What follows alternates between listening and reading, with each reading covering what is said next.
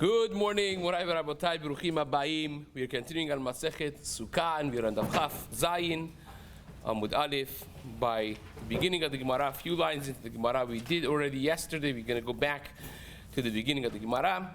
Today's Amud is being learned as a Zchut Refuah Shelema for Esther Bracha Bat Chaya, Nisim Ben Miriam, Rachel Simcha Bat Nahid, Joanna Bat Rebecca, and today's Amud is also being learned as a zechut for the neshama of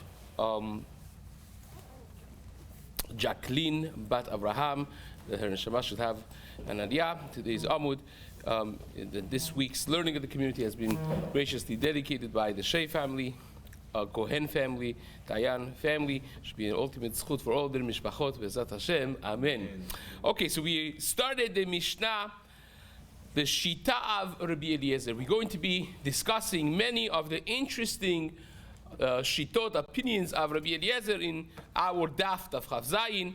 So the first and foremost would be the Shita of Rabbi Eliezer that you have to eat 14 seudas nonetheless on Chag HaSukkot. Every single day you have to be eating 2 seudas, just like a person would do during the regular day. You eat normally 2 seudas.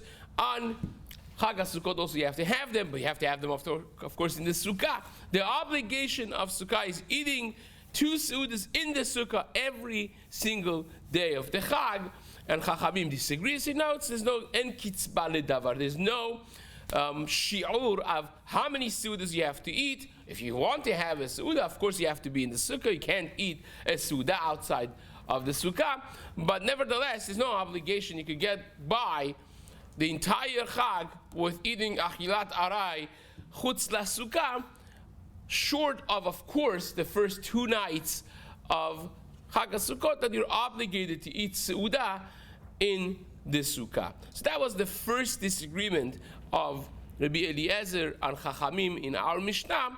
And then the Mishnah said, Ve'od amar Rabbi Eliezer, Mishelo achar Yom Tov harishon, yashlim belele Yom Tov ha'acharon. If you missed the seuda of the first Yom Tov of Chag HaSukkot, you could make that up in Shmini Atzeret, which is not even necessarily a full-fledged Chag HaSukkot. Shmini Atzeret is Chag v'ifnei atzmo. You make a different Shehayanu. It's completely a different thing. If you say Chag HaSukkot, Azeh, you're not even Yotze. But nevertheless, Rabbi Eliezer holds you could make up the seudah that you missed on the first Chag, the first Yom Tov, the first day of Chag HaSukkot, in the last day in Shmini Atzeret. And Chachamim, of course, disagree. Chachamim omrim en ledavar tashlumin. If you missed it, al ze ne'emar meuvat lo yuchal litkon vechesron lo yuchal leimanot. There's certain things that if you miss, it is missed forever. You can never make it up, and this is one of those. Now, the Gemara said, "My tamad Rabbi Eliezer." What is the halachic reasoning of Rabbi Eliezer? Because the pasuk says teshvu king taduru. It says Basukot Teshavu Shivat Yamim. We have used this more times than we could count. The Teshvu Ke'en Taduru, they has to be like your dira, like your regular day-to-day life. So just like a person has normally 2 seudas during the day, 1 in the morning, 1 at night, same would be over here. Mad dira achat bayom v'achat balayla, afsuka achat bayom v'achat balayla. It should be a seudah during the day, a seudah during the night, and that is an obligation to eat during the Chag HaSukkot in the Sukkah. Rabbanan, what do they hold? Kedira, they also say, well, Teshvu Ke'en Taduru means exactly that. Just like in your dira, you're not obligated to eat seudah. We never find outside of Shabbatot and Yamim Tovim, nobody says that you can't go on a diet. You don't have to eat seudah. Here also will be the same exactly. You don't have to eat seudah. If you want to, you have to eat it in the Sukkah. You don't want to eat, Hazaku Baruch. You can sit around and eat just achilat aray outside of Sukkah. Madira ibai achil ibai lo achil. Just like in your house, if you want to eat, if you don't want, it's also fine. Af Sukkah nami, iba yachid, iba ilo achid. Sukkah also is the same thing. If you want to eat gesundheit, you can eat it in the Sukkah. If not, also fine. So says the Gemara, afilu le yom tov rishon nami. If that's so, the first night of Sukkah also should be optional. If he tells me, Basukot teshvu shivat yamim, live in the Sukkah 7 days, and then you tell me teshvu ken taduru, that is optional, so that same pasuk that says, Basukot teshvu, he also says shivat yamim. You can't have it both ways. So if you tell me Basukot teshvu means optional Suda, it should be optional shivat yamim. Follow the pasuk. The Gemara says, yeah, correct. It would be like that if you didn't have a different concept. Says the Gemara, Amar Rabbi Yochanan, Mishum Rabbi Shimon ben Yehosadak. Rabbi Yochanan taught, Nemarka, this is probably the most famous Gezer HaShava in Shas. Well, maybe one of two most. This is Kicha Kicha, and this is Chamisha Asar Chamisha Asar, or AKA known as Tetvav Tetvav. This is probably the most known and famous Gezer HaShava of all time. Amar Rabbi Yochanan Mishum Rabbi Shimon ben Yehosadak, Ne'emar kan 15 ve'ne'emar kan 15 bechag hamatzot. It is a comparison of 15 between Sukkot and Pesach. Now, this is not in Shemot. This is both in Vayikra. They are actually back to back in the same perek, the parasha of the Moadot. It says 15 by Chag HaSukkot. דבר אל בני ישראל לאמור, ב-15 יום לחודש השביעי הזה, חג הסוכות 7 ימים להשם. And a few psukim before that, it said, same perek, Chaf Gimel of Vayikra.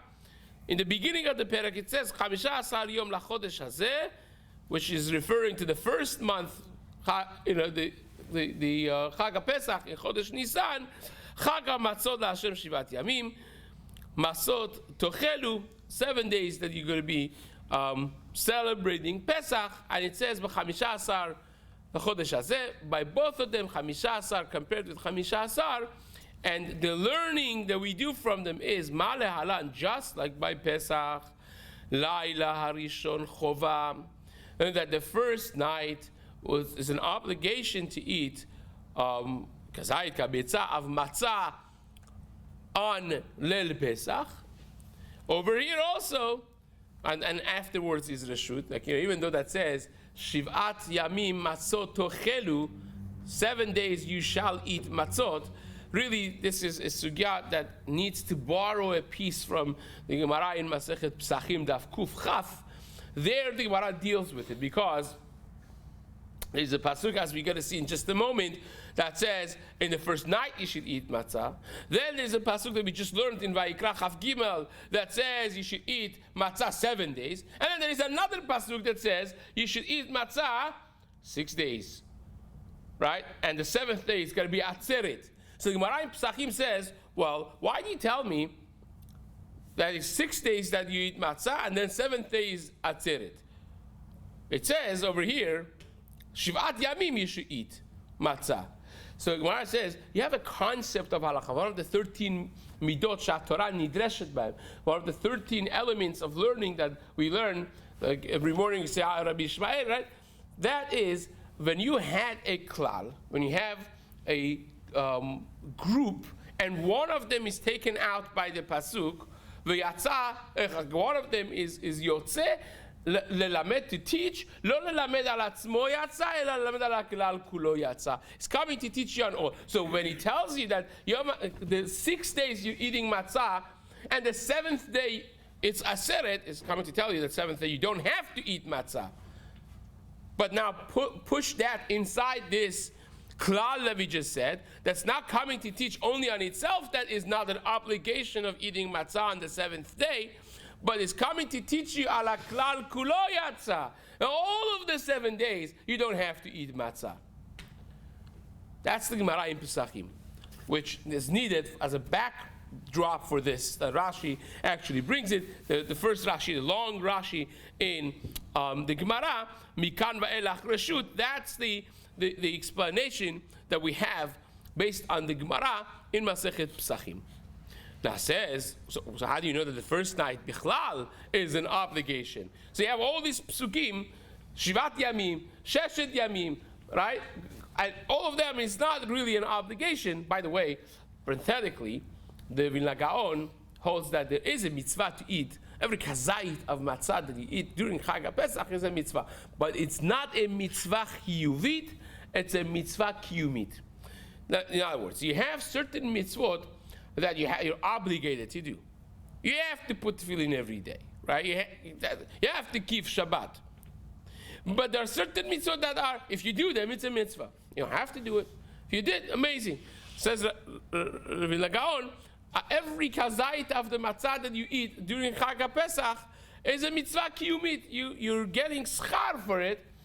And that's one of the reasons that they have the Seudah, the end of Chag HaPesach, to show that, it's going, and we're going to do one last mitzvah over here of having a Seudah with it, even though that it's not necessarily a Seudah Shlishit. There's no the mitzvah of Seudah Shlishit on a Yom Tov, but nevertheless, it's not an obligation. Says the Gemara,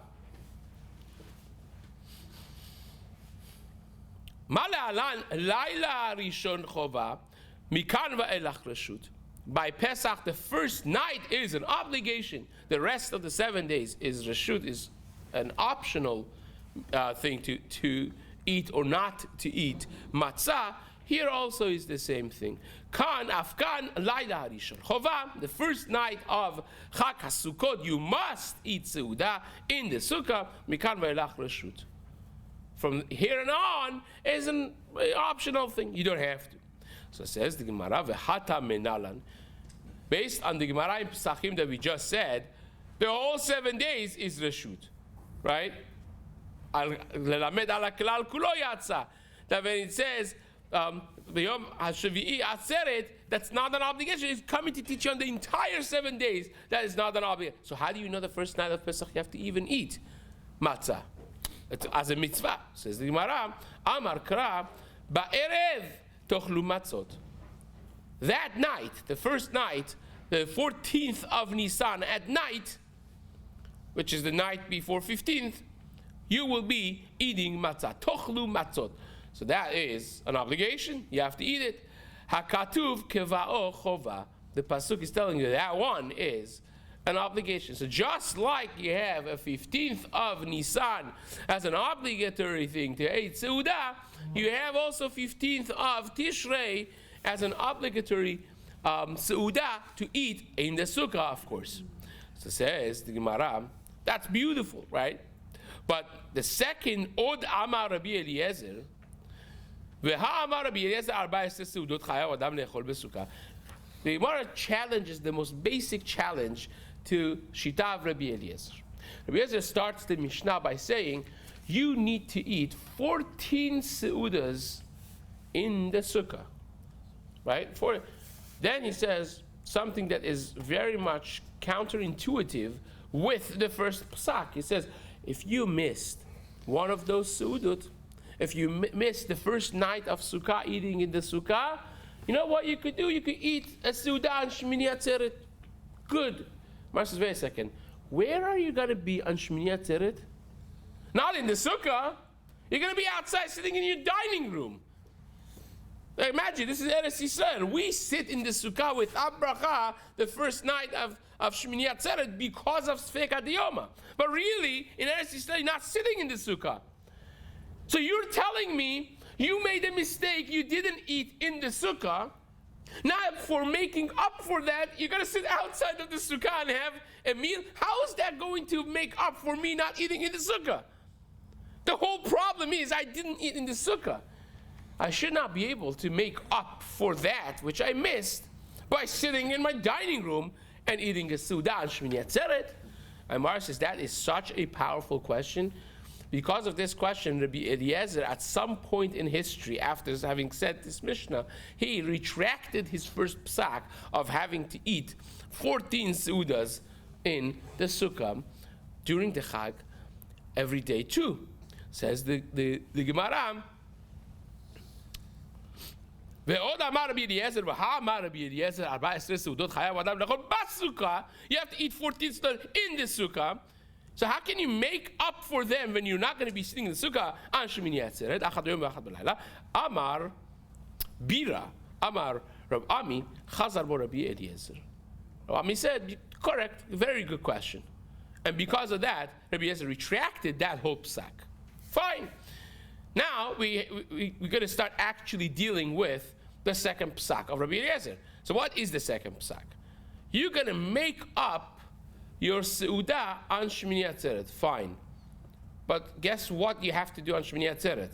Forget about making over a seudah. What do you have to do on Shmini Atzeret? Eat seudah.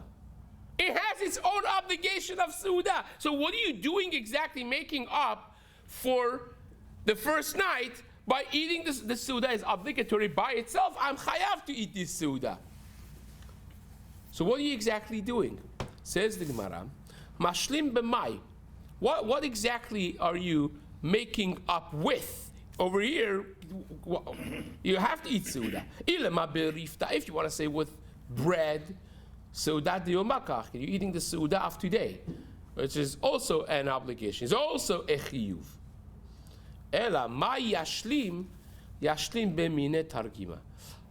Hashlama over here is b'mine targima, which Rashi says fruits, dessert, gishmak things, right? The Tosafot don't like that for technical reasons. They say, no, it has to be a steak and meat and kebab, and you figure it out.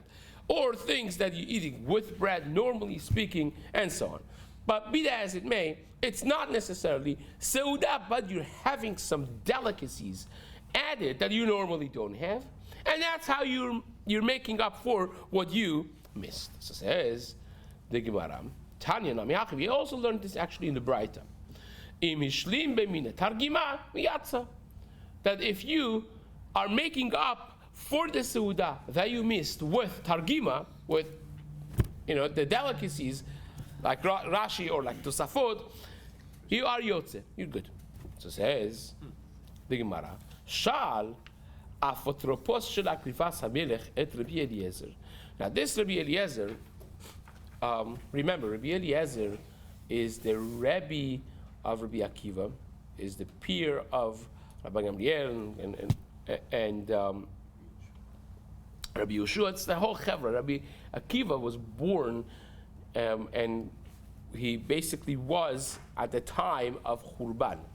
So right after the Churban is when he basically took over. All these stories of Rabbi Akiva passing with his friends by the place that used to be Kodesh Kodashim, seeing foxes coming out, all those stories that we have.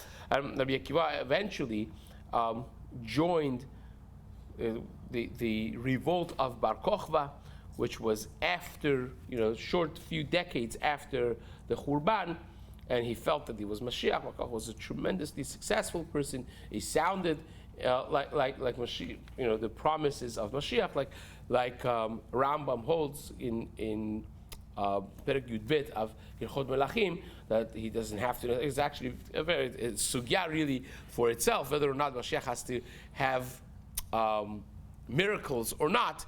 Rambam in one place says he doesn't even have to have miracles in the beginning, but he has to check certain boxes. There are 3 tasks that Mashiach has to do, and if he doesn't do those and he dies, or if he dies in the middle, it's a proof retroactively that he was never Mashiach, right?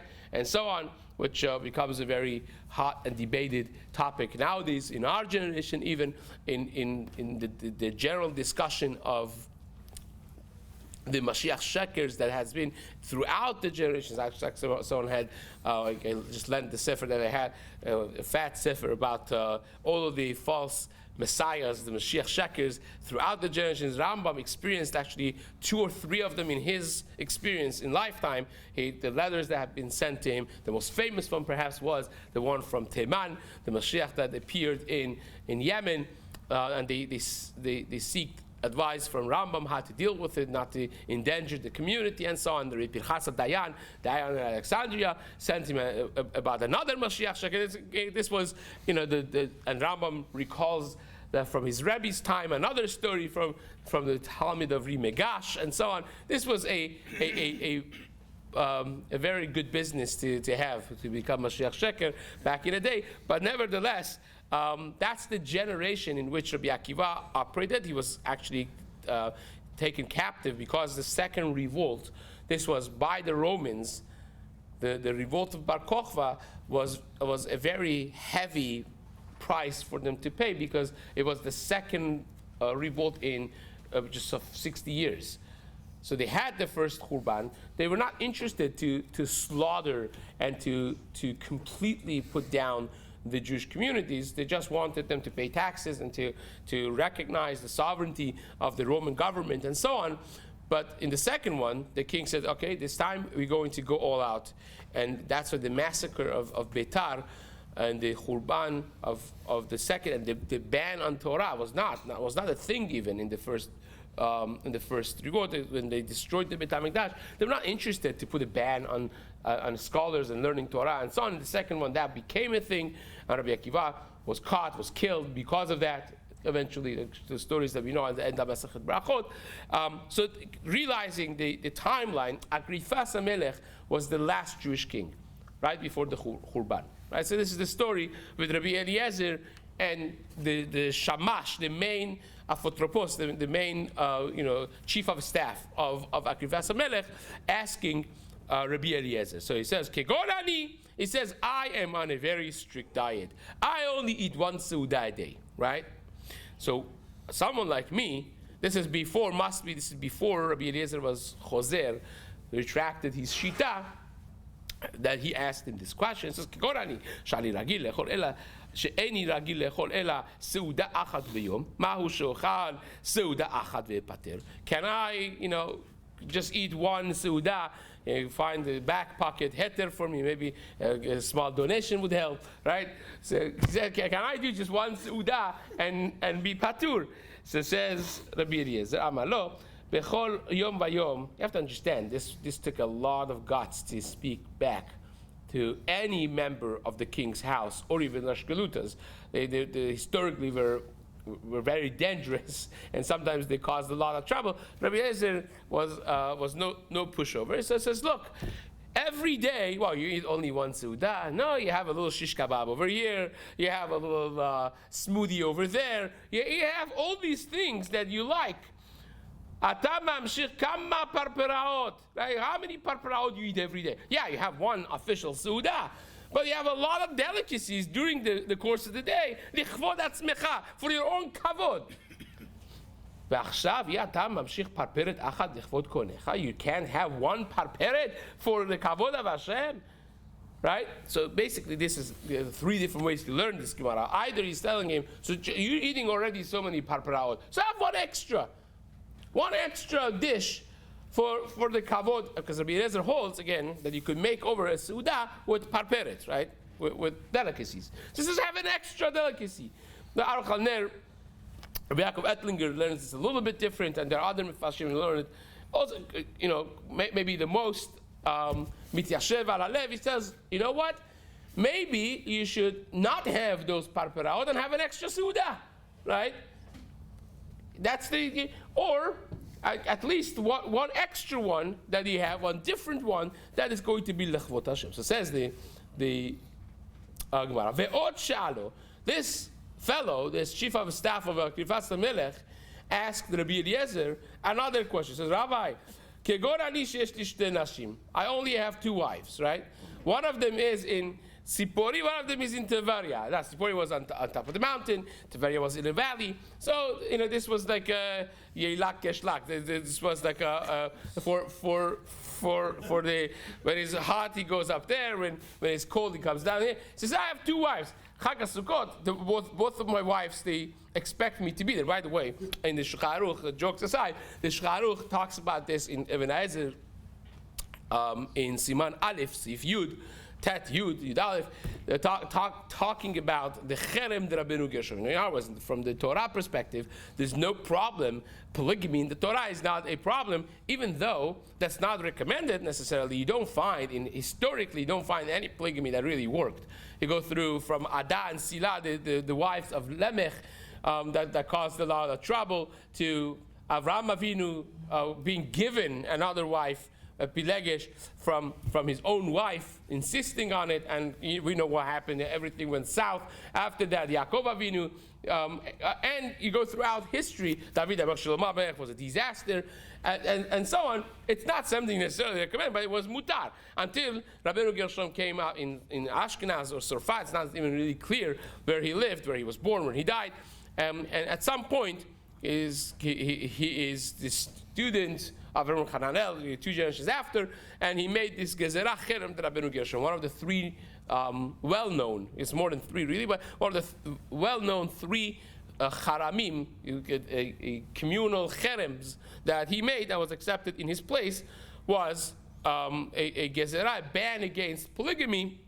But the Shulchan Aruch says those who don't have that, you still have to have a house for each one of them. It has to be different. You can't create a problem. And really, the truth of the matter is, the Rashba and the Kolbo are both right, the Mordechai, that the reason behind the Takana of Rabbeinu Gershom was not a Isur, halachic Isur necessarily. Well, the Yabetz writes, actually, Rabbi Yaakov Emden writes, the problem is because of the Christianity, because these places that they had, there was a ban from the church against polygamy. It's not so clear exactly what the source of that would be, but this was a very strong reality in Tzarfat at the time, and because it would be sakana for the Jews to go against that mandate of the Christian church, they also adapted. That's a very interesting thing you see from the Ran and others. Not like that, but nevertheless, says the Shulchan Aruch, if you do have it, it has to be in a way that you're supporting each one of them separately, and you don't get yourself into trouble with Shalom Bayit,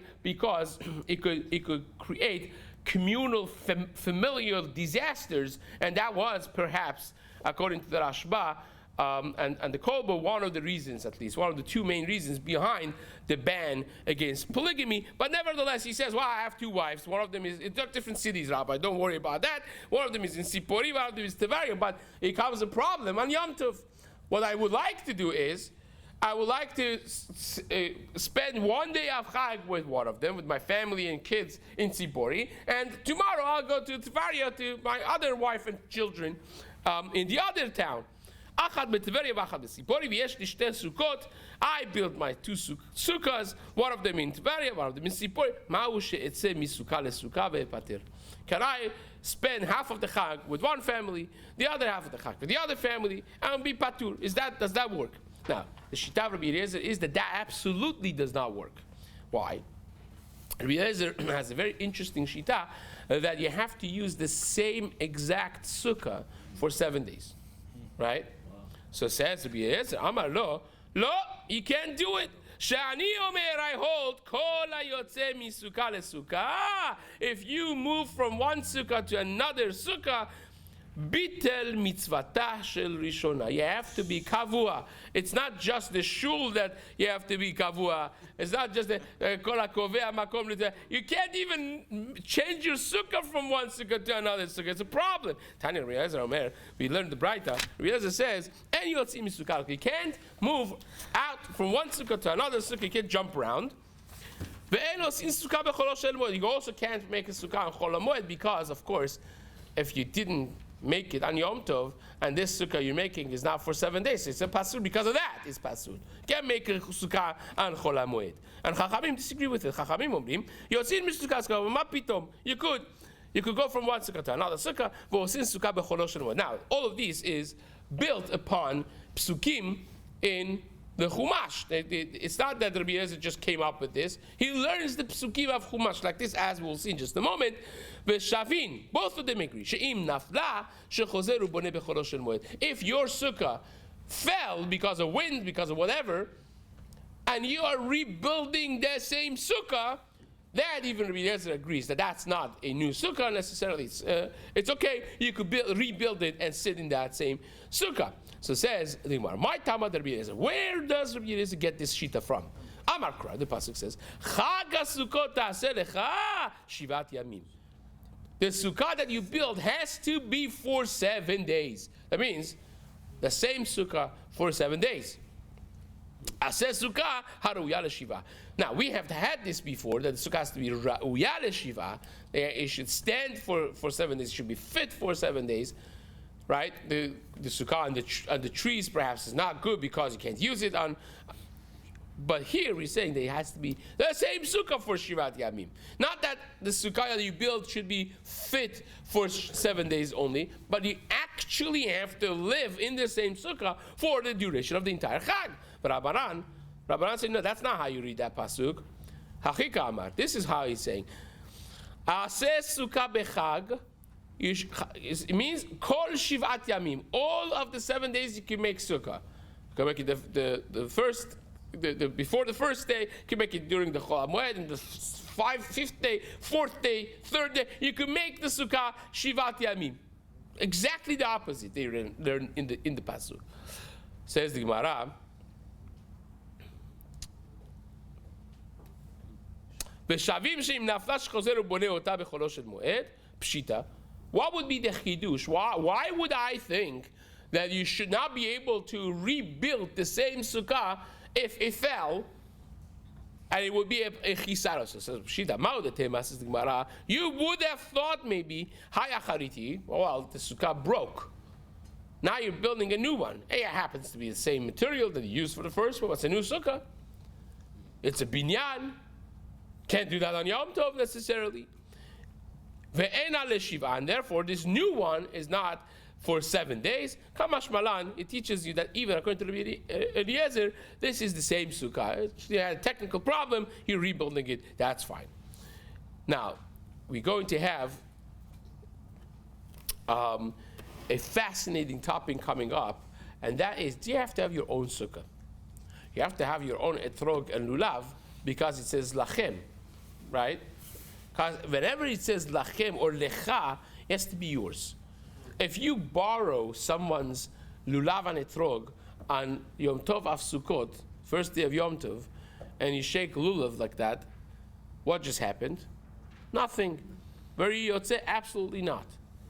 It has to be yours. Financially, monetarily, it has to be yours. Now, you could have a matanan lachzir, as we'll learn, but that's because for the wild being, it's completely yours. Now, by sukkah also it says lecha, which would indicate that it has to be your sukkah. So you would not be able to be invited to someone else's home on Leil Yom Tov to eat because now you're sukkah. And that's a big problem. And you'll see that that is going to be another shita yet of Rabbi Eliezer, which we'll discuss in the next shiur.